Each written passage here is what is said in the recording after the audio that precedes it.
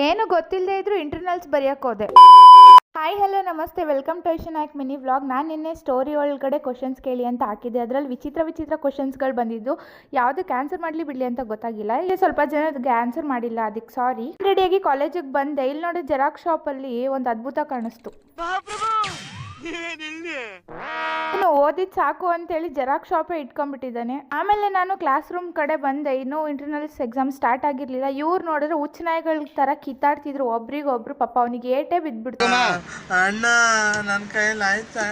ಕಾರ್ತಿಕ್ ತಲೆಗೆ ಏಟ್ ಬಿದ್ದಿದ್ಕೆ ಇವನ್ ಸೈಕ್ ಆಗಿ ಚಿನ್ನುಗೆ ವಾಪಸ್ ಹೊಡೆಯಕ್ ಸ್ಟಾರ್ಟ್ ಮಾಡ್ಬಿಟ್ಟಿದ್ದ. ಪಾಪ ಚಿನ್ನು ಸಿಕ್ಕಾಪಟ್ಟೆ ಒದೆ ತಿಂತಿದ್ಲು. ನನ್ಗಂತೂ ಇವ್ರ ಕಿತ್ತಾಟ ನೋಡಿ ಸಾಕಾಗೋಗಿತ್ತು. ಈ ನನ್ನ ಮಕ್ಕಳಿಗೆ ತಿಂದ್ಬಿಟ್ಟು ಮನೇಲಿ ಬೇರೆ ಏನ್ ಕೆಲಸ ಇರಲ್ಲ, ಇಲ್ಲಿ ಬಂದು ನಿಂತ್ಕೊಂಡು ಹೋಗೋ ಬರೋರ್ನೆಲ್ಲ ತರಲೆ ಮಾಡ್ಕೊಂಡು ಇವತ್ತು ಇಂಟರ್ನಲ್ಸ್ ಇಟ್ಕೊಂಡು ಐ ಡಿ ಕಾರ್ಡ್ ತರದೇ ಮರ್ತೋಗಿದ್ದೆ. ಅದಕ್ಕೆ ದೀಪು ಕಾಲ್ ಮಾಡಿಬಿಟ್ಟು ಅವಳನ್ನ ಕರೆಸಿ ನಾನು ಐ ಡಿ ಕಾರ್ಡ್ ಇಸ್ಕೊಂಡೆ. ಏನೂ ಓದಿಲ್ಲ, ಆದ್ರೂ ಇಂಟರ್ನಲ್ ಬರೆಯಕ್ಕೆ ಬಂದಿದ್ದೀನಿ.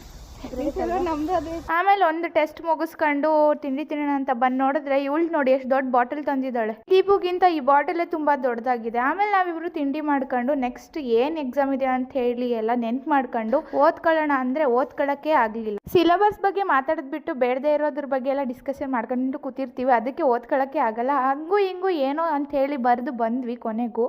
ಆಮೇಲೆ ಈ ಕೋಳಿ ಮರಿಗೆ ಬಾಯ್ ಅಂತ ಹೇಳಿ ನಾನು ದೀಪು ಎಲ್ಲರೂ ಸೇರ್ಕೊಂಡು ಕಾಮ್ ಕುಸ್ತೂರಿ ಕುಡಿಯೋಣ ಅಂತ ಹೋದ್ವಿ.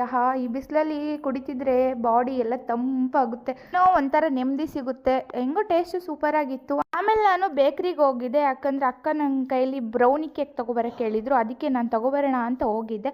ತಗೊಂಡ್ಮೇಲೆ ನಾನು PGಗೆ ವಾಪಸ್ ಬಂದೆ. ಇದಾಗಿತ್ತು ಇವತ್ತಿನ mini vlog. Thank you for watching.